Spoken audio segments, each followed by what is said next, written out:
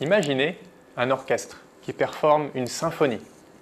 Une parfaite harmonie se dégage à mesure que chaque musicien lit sa partition et produit une mélodie qui se joint à l'ensemble. Maintenant, un équilibre harmonieux. Seulement, il y a une erreur. Il y a une erreur sur une des partitions, celle du violoniste, premier soliste. Une toute petite erreur sur le papier, c'est une blanche qui s'est transformée en croche.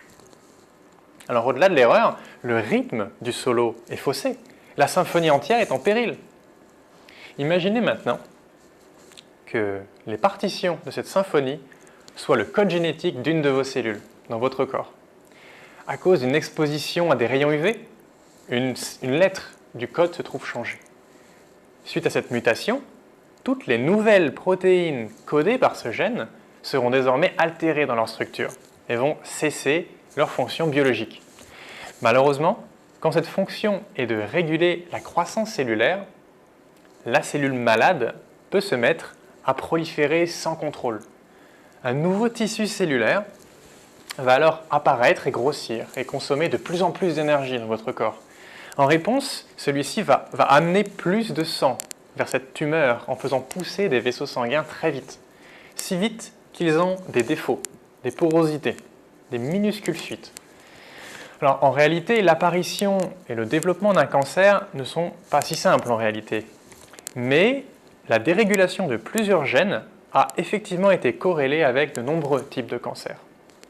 Eh bien, c'est ainsi que les chercheurs se sont dit qu'on pourrait traiter des patients en leur livrant une version corrigée du gène.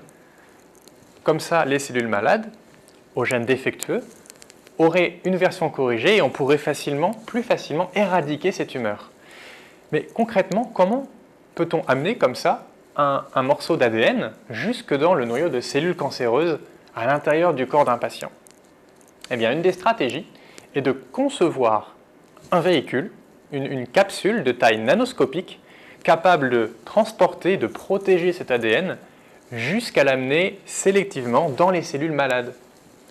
Pour vous donner une idée, le rapport de taille entre une telle nanocapsule et un ballon de soccer, c'est le même rapport de taille qu'entre ce même ballon de soccer et la planète entière. C'est extraordinairement petit. Alors pour les faire, ces nanocapsules, des équipes de chercheurs se sont mis à assembler différents matériaux pour arriver à des nanocapsules injectables dans le sang directement et qui iraient toutes seules s'accumuler vers la tumeur. Comment? Eh bien, vous vous rappelez les vaisseaux sanguins avec les fuites qui irriguent les tumeurs. Eh bien, ces nanocapsules sont tellement petites qu'elles peuvent diffuser au travers et venir préférentiellement s'accumuler de l'autre côté, directement au contact des cellules malades. Après, avec des bonnes propriétés de surface, elles peuvent se coller à ces cellules, pénétrer à l'intérieur et livrer leur ADN jusque dans leur noyau pour venir traiter la maladie. Une des grandes difficultés, c'est de trouver les matériaux qui permettent de faire tout ça.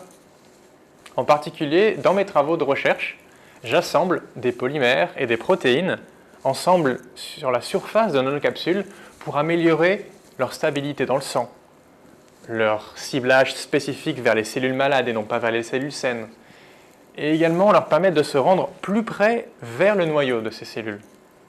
Et alors peut-être arrivera-t-on, bientôt, à redonner le bon rythme au soliste, à redonner l'harmonie à la symphonie.